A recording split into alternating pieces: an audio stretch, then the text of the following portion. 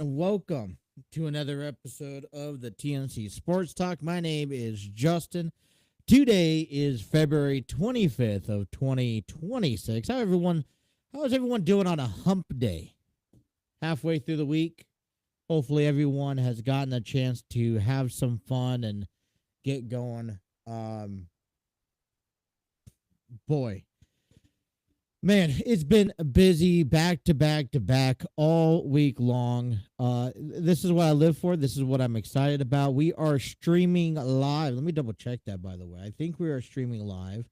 What we are done, I know we are streaming live on Riverside. I want to say hello to everyone over there. We are also streaming live on our YouTube channel. What's going on, everyone? Thank you guys for tuning in, and on our Twitter page. For today's program, we're going to kind of run down a couple different conversations. We're going to get you guys ready for our MLB The Show 25. We'll have a brief conversation about that.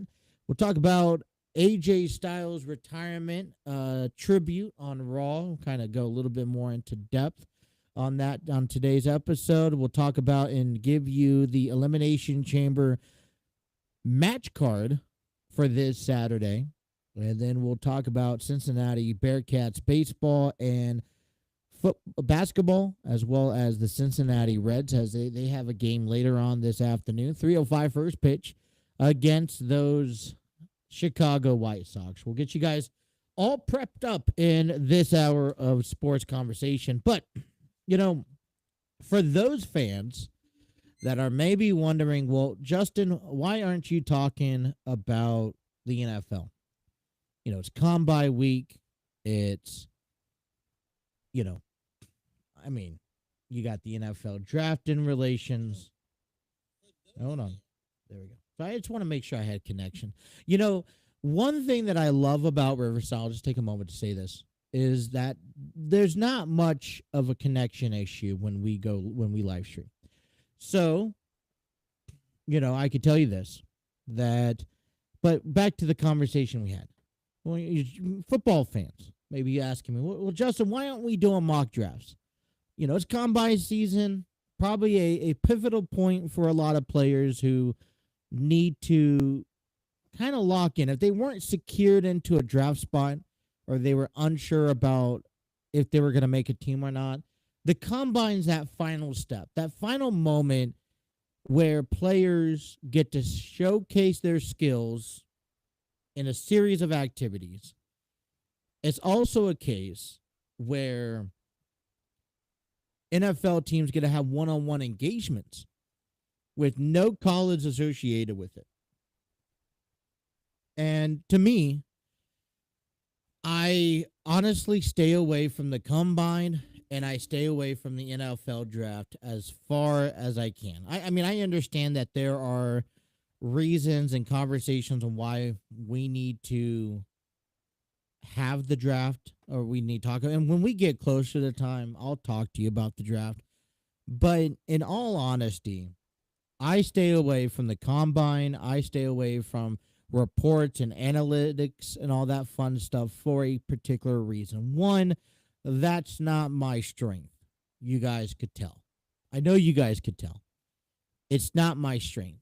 I talk about the NFL. I could talk about football. I could talk a little bit about basketball, sure. Talk about a lot of wrestling. But the combine, I stay away. There's no magic ball. There's no crystal ball indicating, well, you know what? When I look into that player, I know he's the future. And I don't know precisely what the statistic is, but not everybody that comes out of the draft is a top tier talent and they're going to make a name for themselves. We've seen the bottom of the draft. The draft is designed that anyone from the number one draft pick to the very last draft pick, yes, they have a potential, but it has to be under the right circumstances. I've seen talented players get drafted and in two organizations that don't have the right coach, that don't have the right system in place. And they fall behind and they become an afterthought to the league. And yet I've seen players that probably just doesn't deserve to be in the spotlight. They've gotten pushed and malnourished and treated the same, and they become megastars. There's no promise for tomorrow when it comes down to the NFL draft. Yes, and it's a fun conversation what we could have been based off of talent that happened in college, which I would argue that college football is completely different than NFL football. But overall, you can't predict the better as I can that a player is going to come through this and be someone anything more than just another average Joe. That's my honest opinion. I hope everyone who comes through the draft gets picked up and they find success. There's just no promises of a career. And when you talk about and compare that to the Cincinnati Bengals, well, let's face it. We need players to win now. And when you go back to the NFL draft, I associate a 2, maybe 3 year span. It's very rare that that players come out of the draft to their NFL team, start that same season, and become this megastar.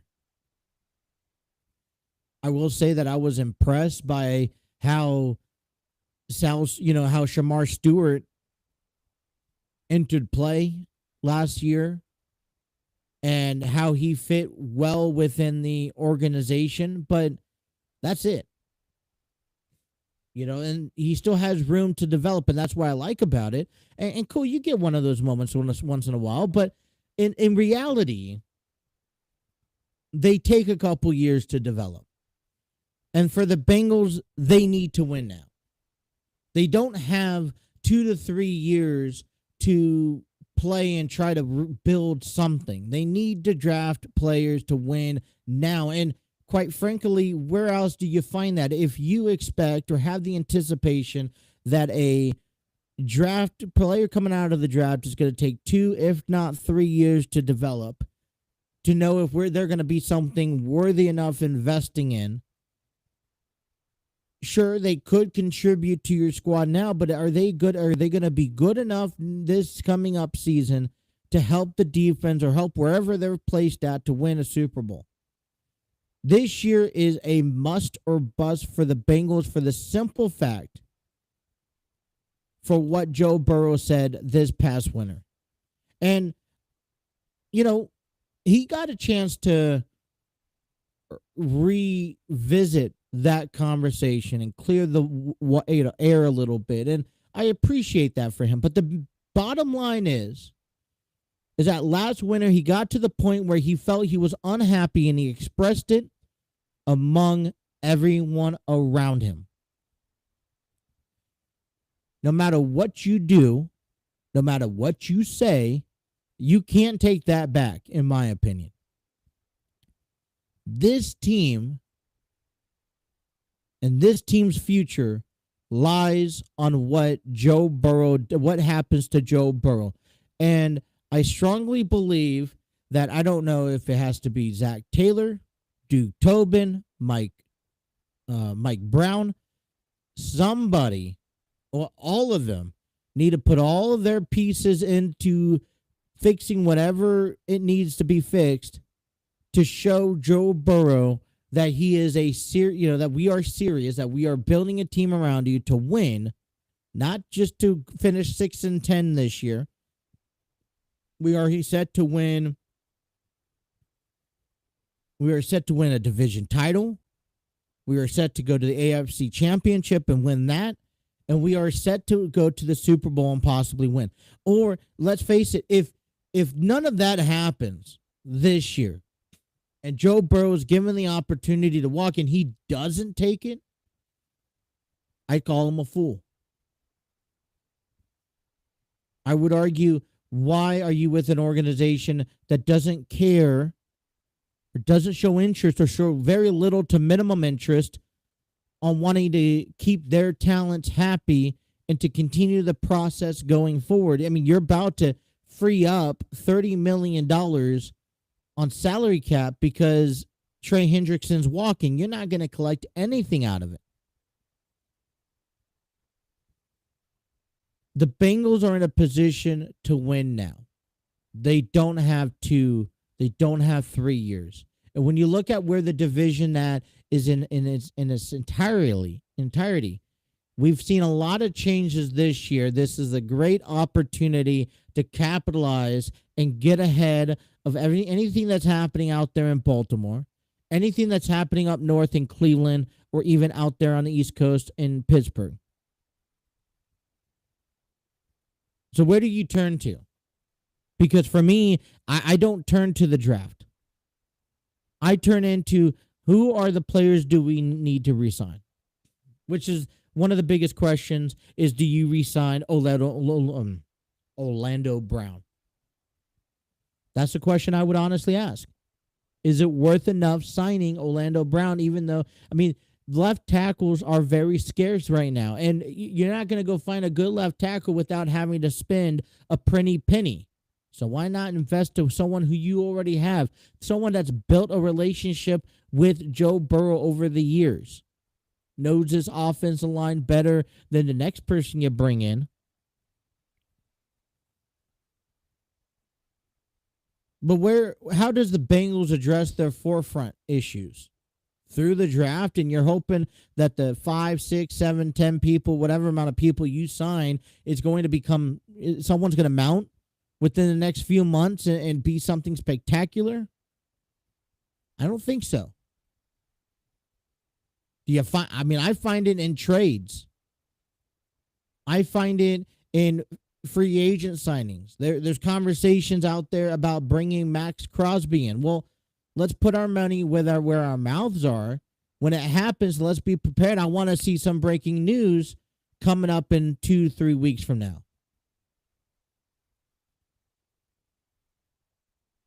But I do not sit here and ponder over the combine, because that's business. I'll watch it.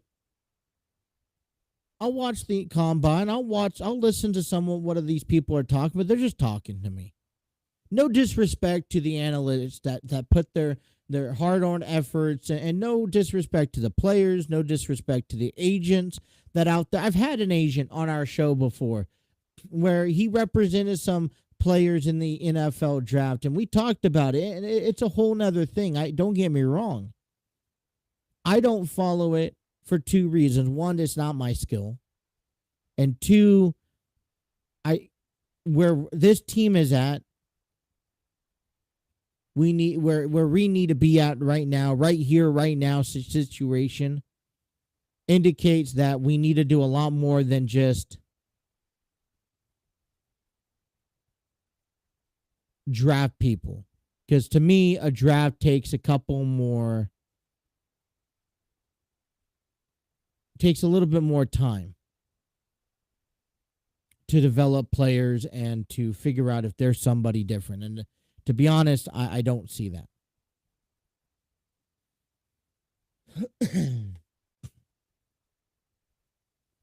Alrighty.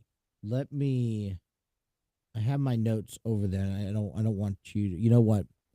Let me go grab my binder so I could get into my next segment. Please bear with me for a moment. Leaving the screen. I hate doing this. I thought I was able to have it ready going on, but I need this binder to kind of help me get through my next segment. So, today, we're talking about, briefly here, the MLB The Show 25 Franchise Mode Series, where today we are back at it again. We play as the Cincinnati Reds. For spring training, Monday through Friday, it is just whatever the Cincinnati Reds spring training schedule is, which, by the way, for those, just to refresh everyone's mind, we're playing the 2025 calendar year of spring training games with similar, if not identical, roster implications heading into spring. And I kind of give you my own dynamic a call on what decisions I would make and whatnot. And so today's game that gets uploaded, we had yesterday off. We're currently 3-0. And so we had yesterday off. We beat the Dodgers back on Monday. And now we're getting ready to take on the Los Angeles Angels. We're playing at the Angels AAA affiliate stadium in compared to what the video game has in MLB The Show 25, where they are at Laughing Mountain Park. First pitch is scheduled for 3:10. We will have left-handed pitcher Nick Lodolo on the mound for the Reds, and our lineup is as hold. Today we see TJ Friedel playing center field, Matt McClain playing shortstop, Noel V. Marte playing right field, Miguel Andujar playing left field, first base is Spencer Steer. The designated hitter is Sal Stewart. The third base is Key Brian Hayes. The catcher is Tyler Stevenson. And playing at second base is Luis Rengifo. Now, I think the concept here for pitching wise, we're either having Luis May or Emilio Pagan suitable for a closing position, depending what the score is heading into the late of the game. I got Brandon Williamson, so I have about 2 to 3 innings expected for Nick Lodolo. We're still going through our first set of the rotations, which is a 5-man rotation base.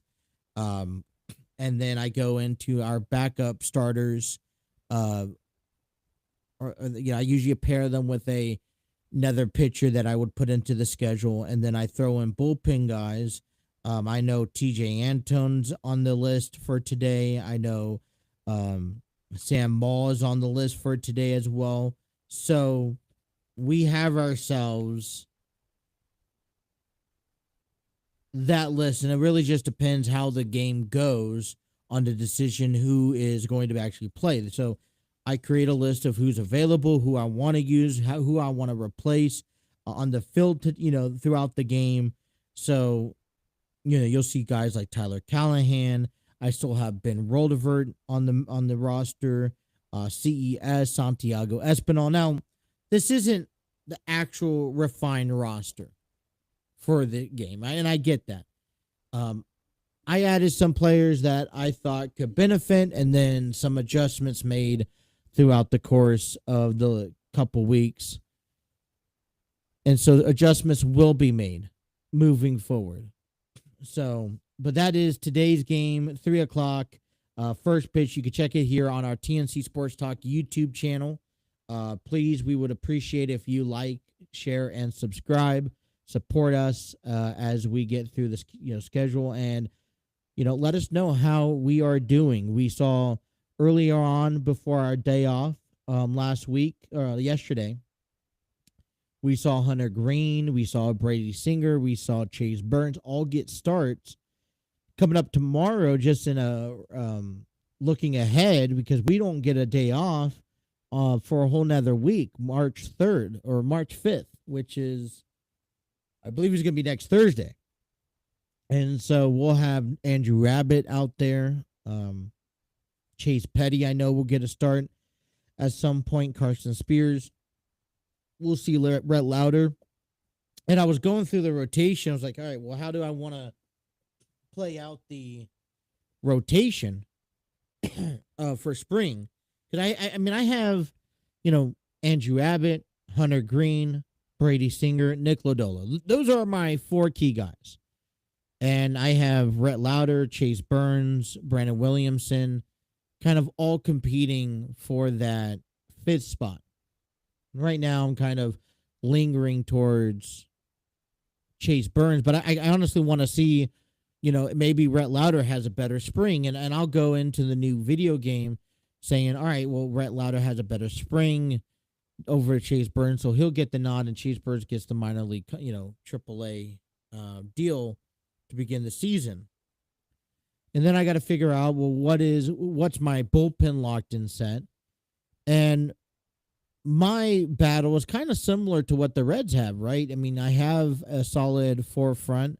I want to figure out if I want Nathaniel Lowe on the main roster, if he starts off in the minor leagues. I want to know who's playing first. Is that Sal Stewart or Spencer Steer, or if it's even Nathaniel Lowe for that respect, and then what's my outfield look like, and who's our backup to it? Is Will Benson? Is it JJ Bleday? Does Dane Myers make that start? Coming off the bench, and so there are things that I'm looking at towards spring training. So, a next set of computer versus computer simulated games will be coming up this weekend. Later on this week, I will let you know all about that stuff. But today at 3:05, we take on the Los Angeles Angels, and that is the update we have for you on our MLB The Show 25 Franchise Mode Series, where we play as the Cincinnati Reds, available on our TNC Sports Talk YouTube channel. All right, before we get moved on to our next segment, we'll talk a little bit about wrestling here. I want to go ahead and just give a shout out. This is not an endorsement. I'm not being sponsored by them, but I am using Riverside, which is a online streaming service that allows you to stream live, record, and do so much more throughout for podcasting needs, whether it's a video podcast, audio podcast. It has its own little editing options in your project setup. It's easy to use. I'm still learning how to use it, but depending on what service you have different availabilities. And what I think takes away, because this world is now into shorts and different formats and creating reels, and this allows me, it cuts out what they call magic clips. So it takes this video that I'm on live stream now, and it takes out highlighted points, which you probably have already seen on a YouTube channel, and it honestly gives you like about a minute long short, and you can play with it, you can mess with it, you can cut your own, but they navigate you through it. And so all you got to do is go into any editing and clean it up a little bit. They even give you the 3-minute long segment videos. And so it's a really good tool. And I've found it useful because, it beats having to go back in every video, watch it for its entirety, and then figure out whether or not what to use, and then cut that out, and I'll come back in and re-edit all that stuff. So this is all within hands of available on Riverside. So I want to give a shout out and a thank you to Riverside for the service that they provide.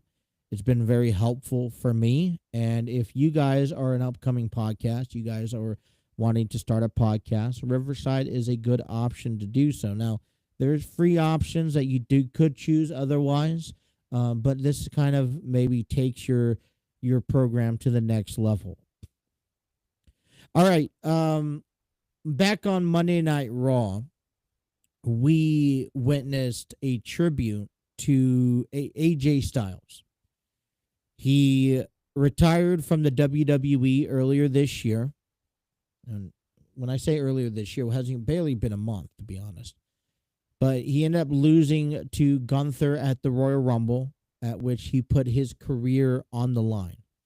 And they were in Atlanta, Georgia last Monday, earlier this week, and they dedicated an entire show for him in his hometown, so where he could walk off into the sunset, speak to the crowd, get adored by fans, family, competitors, and a nice little touch was that it was announced that he was getting inducted into the WWE Hall of Fame of the class 2026. Now, my initial reaction to this program, or to this coming into the show, was that someone was that this was an angle that the WWE was going to use to promote some sort of match. Gunther was going to maybe interrupt this segment. Brock Lesnar could have gotten involved, whatever the case may be. I didn't think it was going to bring back AJ Styles from wrestling, but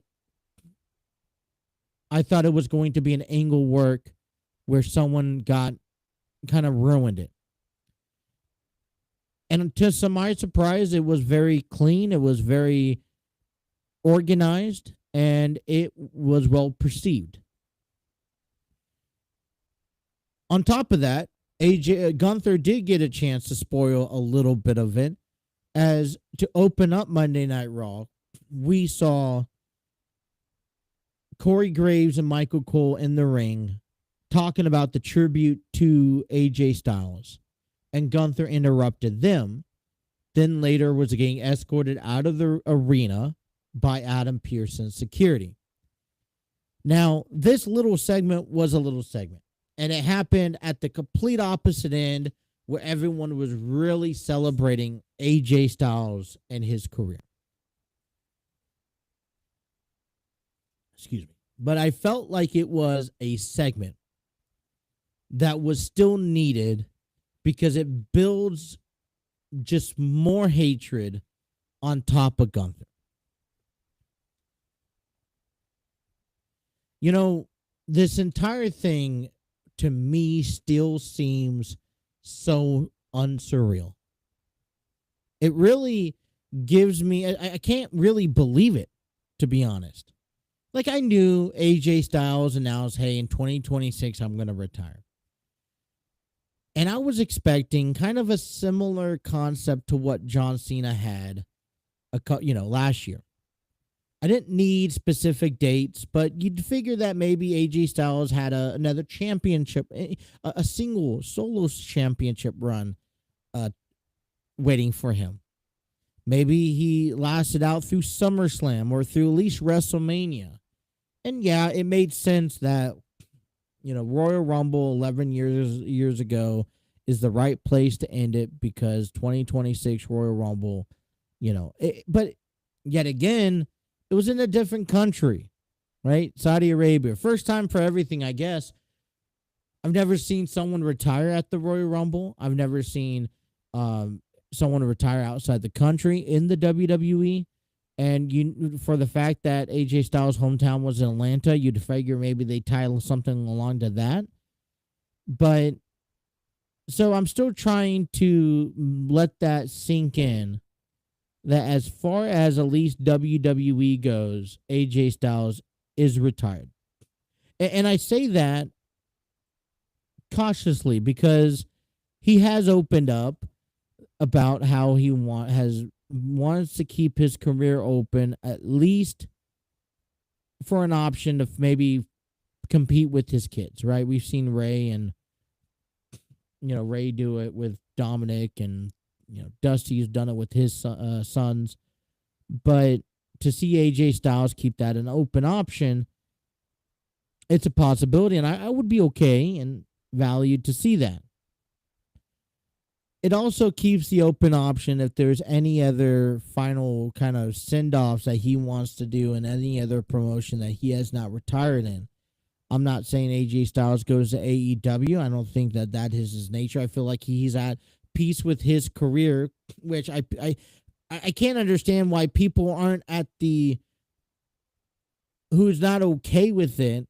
If he's at peace with himself, he's like, look, when you sacrifice a lot as a professional wrestler, you spend a lot of time away from your kids, away from your families, away from your loved ones. You're on the road. And sure, even though the schedule is not the same it was even 5 years ago, you're still away from your family quite some time. And so if you're at peace, because he's been doing this for, 20 plus years, and he's at peace with himself to finally say, you know what, it's time to hang up my boots. I need to take this direction where I'm home. Randy Orton has opened up about that. We've heard Paul Levesque open up about that. He's not thinking WWE 24/7 unlike Vince McMahon. This has changed to be more of a family, but you don't get that back. So when you get this opportunity and say, look, wrestling is not number one anymore. As fans, we have to accept that. Yes, it still feels so strange to watch him retire, and he's still such a big name in the industry. But one, it allows someone else to step up and fill in. And two, let them be at peace with themselves. So I hate seeing or watching those posts fill in how people, he's gonna go to AEW, or he's not good enough, or he's done, or whatnot. And it's like, just let him be.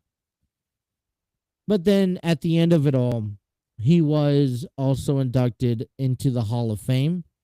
No sugarcoating. We're kind of ripping off that Band-Aid immediately following. And so the class now is only two people, Stephanie McMahon and AJ Styles. And there's no doubt that either one of them, they both definitely deserve to be in the Hall of Fame.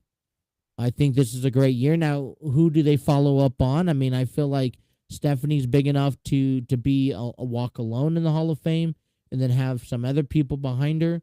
AJ Styles the same way. Maybe you do something, the big question is, will John Cena be inducted into this year's Hall of Fame?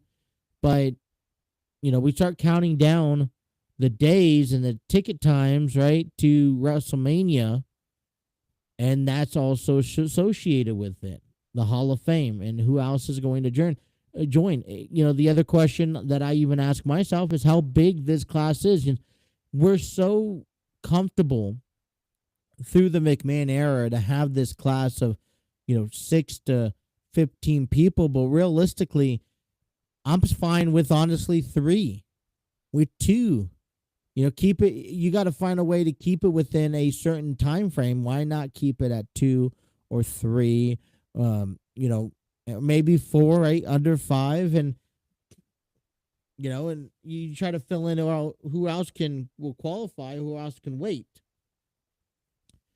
So, anyways, it was a good segment throughout the course of Raw, showing highlights, showing his days in TNA, his debut at the Royal Rumble, him winning his championship matches, and I'm going to look forward to watching him be inducted into this year's Hall of Fame. WWE Elimination Chamber is this Saturday. And this is another step on the road to WrestleMania, as we have a couple of matches. We only have 4 matches on the card, just like the Royal Rumble. This is that final pit stop, and going into this Royal Rumble or Elimination Chamber, we know 2 matches, technically 3. We know that Roman Reigns, who won the men's Royal Rumble match, will go on to face CM Punk for the World Heavyweight Championship. In order for CM Punk to do that, he would have to first go through Finn Balor. We also know that Liv Morgan will be facing Stephanie Valkyrie for the Women's World Heavyweight Championship. And we also know that Brock Lesnar will have a match at WrestleMania facing an opponent of whoever wants to step up and face the Beast Incarnate. So 3 matches have officially been confirmed. 2 matches will be confirmed this weekend as Drew McIntyre and Jade Cargill await their opponents. They will find out this Sunday as the winners of the men and women's Elimination Chamber will go on to face them at this year's WrestleMania. This year's Elimination Chamber will be taking place at the Windy City, Chicago, Illinois. The PLE is famous for most of what we'll see in showcases of Immortals. What a night it will be in Chi-Town. So, here are the matches. We have Becky Lynch versus AJ Lee in singles competition for the Women's Intercontinental Championship, right? I think that's correct. Let me confirm that. Yep. We will see CM Punk taking on Finn Balor for the World Heavyweight Championship. The 2026 Men's Elimination Chamber match as Cody Rhodes will take on LA Knight, Randy Orton, Javon Evans, Trick Williams, and the newly entrance of Jey Uso.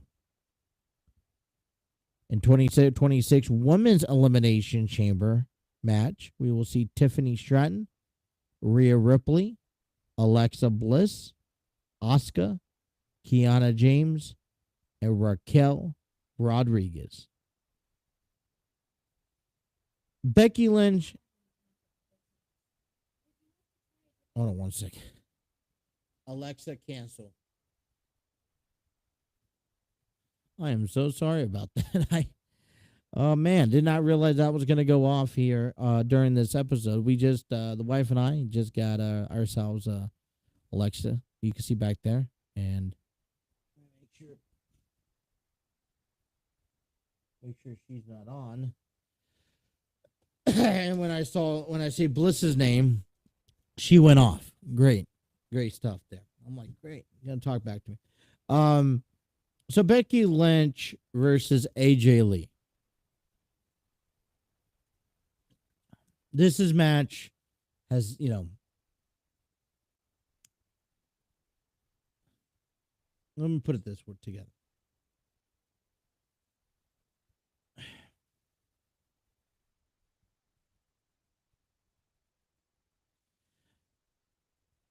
We have not seen AJ Lee in competition one-on-one by herself in a while. I still get worried if she will be perceived the same way.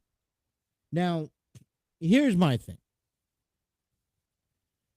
Wrestling is all about taking from your own. Okay? Becky Lynch here has, I think, done a lot emotionally, mentally, but not physically yet, to help build this feud with AJ Lee. It's plain and simple. Lynch does not want Lee around. Why would you? With all no disrespect to AJ Lee, Becky Lynch doesn't want AJ Lee around. And why would you? You're someone who left the industry, and there's so much talent right now. Why do we need to bring back alumni? Becky Lynch is claiming that this is her division. It is her WWE Women's Intercontinental title, and she doesn't want someone who had their time in the sun come back and sweep it all from her underneath her. But AJ Lee isn't around to do that. Lee stated that she wants to fight at the absolute best and have a run of a lifetime. But now the road leads back to Becky. So Becky Lynch is sitting here and saying, this is my division. You're old. You're washed up, just like the Bella twins. AJ, go back and enjoy your retirement. Enjoy whatever you do when you're gone for all these years. Things have changed. This is my show. This is my division. We have created it from scratch. We have fed it into this new era of professional wrestling, and I'm not going to let someone like you, and when I say this about AJ Lee, I'm referencing it to Nikki Bella, the Bella twins. I'm referencing this to Trish Stratus and Lita. Don't get me wrong. They're great athletes, Hall of Famer athletes in my book, but this is an era that beyond serves you. You've done your time. We appreciate your time. Let the big girls shine now. You're maybe you still have what it takes. You look phenomenal. You're in great condition, but this is our time now.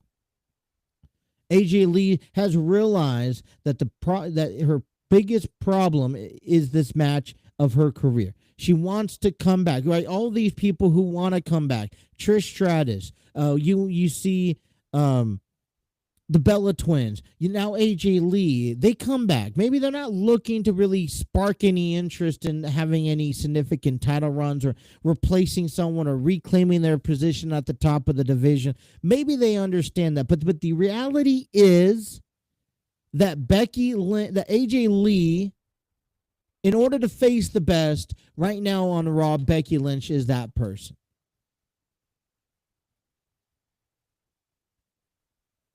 Becky Lynch, Jade Cargill, Charlotte Flair, Nia Jax, Stephanie Valkyrie, Lyra Valkyrie, they're all above AJ Lee. And so in order to beat the best, you got to face the best. And right now, that best lies with Becky Lynch.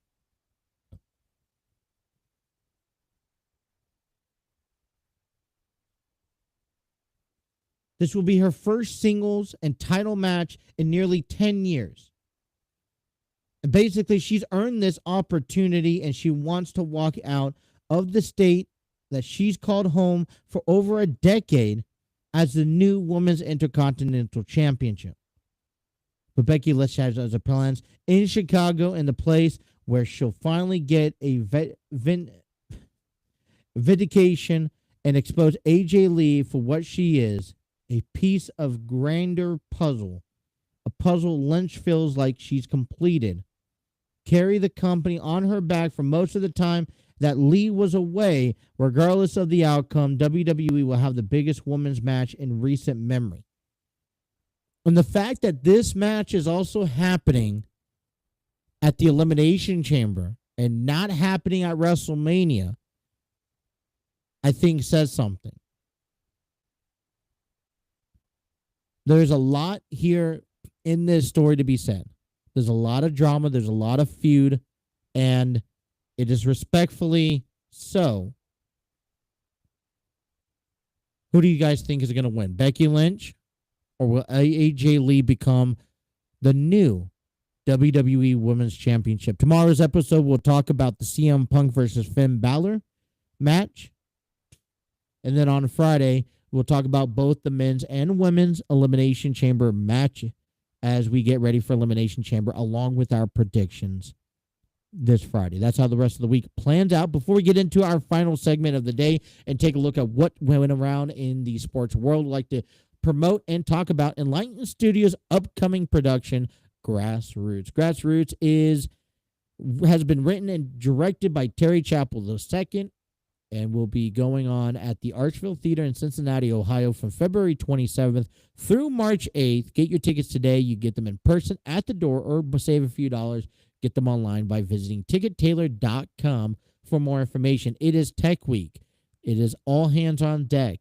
It is fun, chaotic, and for me, I'm getting a first sense of what goes on from start to finish for a production. For a theater production. And I just got to say, it comes with its highs and its lows. There's always struggles. There's always obstacles to prevail, but they're being prevailed. And so I've gotten a chance to gotten a chance to talk to a lot of cast members. I'm excited for this production. You guys should be too. I would like you to invite you guys out there. Come support Enlighten Studios and support me. I will be there. Come say hi to me at the shows. I'll be there for all 8 shows. There's 4 shows this weekend, 4 shows on next weekend as well. And be sure to get your tickets. Visit tickettailor.com. I'll put a link in the description below. Would also like to invite you to check out Enlighten Studios' podcasting channel called Light in the City, where we provide you podcasting needs and episodes of news, events, things that's going around the performing arts world in Cincinnati, and all that other fun stuff. I host a show called The Enlightened Experience that is aired every Monday at 5 p.m., where we kind of cover all the news, stories, and events coming with you regarding with Enlighten Studios in this wonderful city of Cincinnati. Be sure to follow, and you can check them out wherever you get your podcasting needs at. All right, this is the big day for the Cincinnati Bearcats as the men's baseball team host a home opener against the Bowling Green. What is the Bowling Green's name? Gosh, I had their names.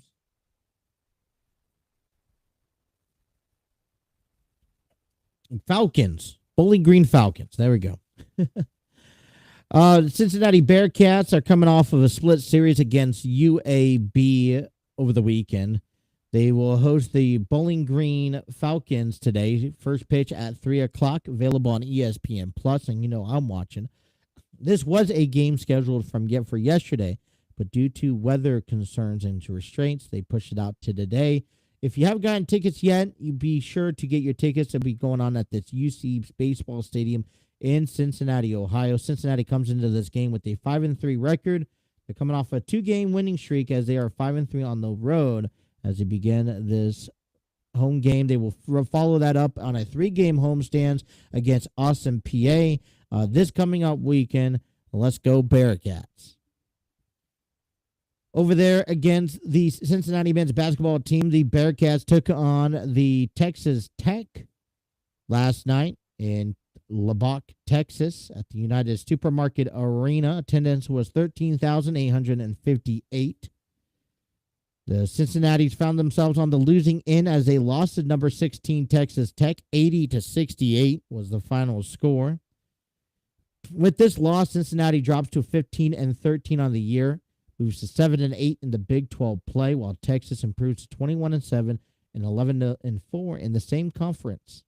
This game was the fourth of all-time series between these two schools, with Texas Tech evening their ledger at 2-2 apiece. This team has split the games with Lubbock.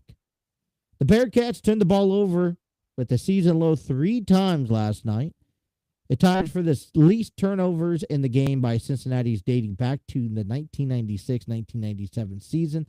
The Bearcats, previously low this season, was 6 as of February 15th against Utah.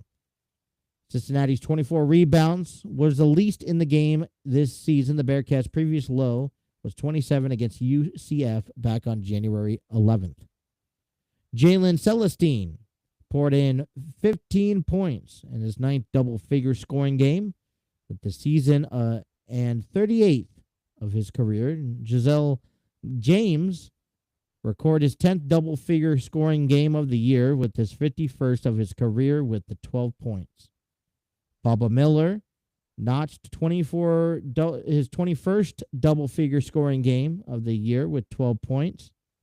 And Mustafa Thiam scored 21 points, his 20th game of the year, 20th point game of the year, and the second in a row. Thiam also added 10 boards in his 6th career double-figure. In the 4th of the season, he recorded his 17th double-figure scoring game of the year, in which he lends out 36 of his career. Wes Miller, has moved his career record to 282 to 207, and this with the Bearcats, he moved to 97 and 72. The Bearcats will be back at it again this Saturday against Oklahoma. They only got 2 games left on the regular season. The Cincinnati Reds took on the Kansas City Royals yesterday, beating them 5-4 in spring training action. Andrew Abbott had the nod to start the game. He pitched 2 innings, gave up 2 hits, 2 runs, struck out 2 batters, allowing a home run. Brandon Williamson also pitched 2 innings, gave up 3 hits, 2 runs, struck out 4 batters, and allowed a home run. The 4 runs scored for the Royals scored within the first 4 innings from the hands of Andrew Abbott and Brandon Williamson. Pierce Johnson had an outing as he pitched 1 inning, as well as Sam Moll. And the Reds were down 4-3 heading into the 9th inning, thanks to a couple of youngsters coming up big for the ball club. Well, in the 9th inning, Edwin Arroyo singles on a ground ball to left field. Sal Stewart ends up scoring in. Leo Balcazar moves over to second, tying the game at 4 apiece. Michael Togila singles on a ground ball to right field. Leo Balcazar scores in. Cam Carley moves to second, and the Reds win, picking up the first win on the spring training regimen. And I thought this was a big deal. Okay, you've had a couple of these younger guys, and when you get a chance to see these younger guys perform, trust me, you're putting a lot on these coaching staffs to say, hey, look, we have talent down there. They're going to be, if someone gets injured, have some confidence. Have some, be okay that you could call up an Edwin Arroyo and Michael Toglova under pressure. Okay, Cam Collier, under pressure in the ninth inning when the back's up against the wall, you're down by a run. Guess what? We can prevail offensively. That's what I like to see. That was a really nice win. I was listening to the back end of the game. I loved the back end of the game. Everything was settled, and then it was just a boop and a blast, right? That's all it takes to win a ball game, no? Put the ball in play, let it get into the gaps, and don't try to do too much. And that can only, doing that from the young group of guys that are looking to scramble around the final positions of this roster, or to give coaches something to talk about when they're trying to put together their AAA and AA team. These are conversation pieces that will go unrecognized. Whether, you're going to sit here a month from now trying to figure out, well, remember what back when Balcazar scored thanks to Michael Togola, single out to right field, or Edwin Arroyo, who tied in the game, kept us alive. Those are conversation pieces. I love those conversation pieces, and I got to say, no better way fashion but to see that for the Reds. And man, it was a good win. It felt good to get it under, kind of underneath our skin, and that's going to be the first thing that we look for heading into this season. When are we going to get our first win of the season? I want it day one. I want it against the Red Sox, and get that out of the way with taking that series against the Red Sox, right? That American League, Boston Red Sox, so much history, so much conversation right there. But for the Reds to be able to pick up a victory, then we will get that, man, that's going to make the season so much better. Well, it was also good to see the lineup in action as well. Elly De La Cruz and Eugenio Suarez went back-to-back bombs in the fifth inning to put the Reds on the board. Well, they were on the board already. They had a run scored in the second, but they added two more, cutting their lead down to one in the fifth inning. Elly De La Cruz hit a blast out to center field as, let me see the information status for the home runs here. That was his fourth of the inning, the first of his spring training, as well as Eugenio Suarez hit a home run out to center field, left center field, kind of almost center identical places. Cruz kind of hit a little bit more straight up, but that's what we're talking about, right? We want to see the Reds also partake in. This is how that lineup that Terry Francona should be pleased about. This is how that lineup is expected to kind of lay out. You got Elly De La Cruz, you got Suarez right there back to back, and those are just two of the bigger puzzle pieces for this Reds organization that we're expecting to set that tone and play with each other. So that center of that rotation right now, or that lineup, is going to be dangerous. We're going to see Elly De La Cruz coming in batting third, getting, hopefully driving some guys in. If not, you got Suarez who could back that up, but you got to pitch to one of them. And then who else knows? We have Sal Stewart, whoever gets on that hot streak, whether it's Will Benson, Nathaniel Lowe, Sal Stewart, Tyler Stevenson, I don't know, but it sure yesterday proved to Terry and probably proved to Nick on why we went through and got Suarez back to find that power hitting guy to match up with the rest of that lineup. Suarez had an ABS challenge. It was called a strike, overturned to a ball. Myers also had a strike, overturned to a ball. Tolbert had a strike confirmed, and then Collins had a strike confirmed. Stevenson had a ball confirmed as well. So the ABS challenges are moving along. The Reds continue spring training action as they take on the Chicago White Sox. First pitch 3:05. The White Sox coming into this ball game with a 4-1 record as the Reds enter in with a 1-2 record. The Reds will have left-handed pitcher Nick Lodolo on the mound, while the White Sox will have right-handed pitcher Davis Martin pitching for them. Do I have the lineups? Yes, I do. I have the lineups here for the Cincinnati Reds. Let's review them just real briefly. Batting first, the leadoff spot in center left field, Hector Rodriguez. Brian Hayes batting second at third base. J.J. Bleday out in right field batting third. Batting cleanup is Sal Sturry. He'll be playing first. Nathaniel Lowe will do the DH spot. Batting fifth, Jose Trevino, the catcher behind the plate, batting sixth. And Blake Dunn playing in center field.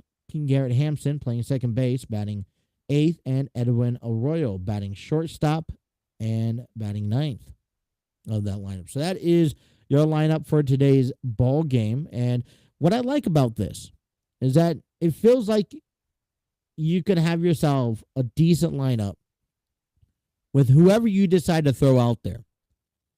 And you're capable of putting them in position to succeed. And that's what we see here. I mean, you don't see Cruz. You don't see Suarez. You don't see Stevenson or Steer. But you got that second group of guys.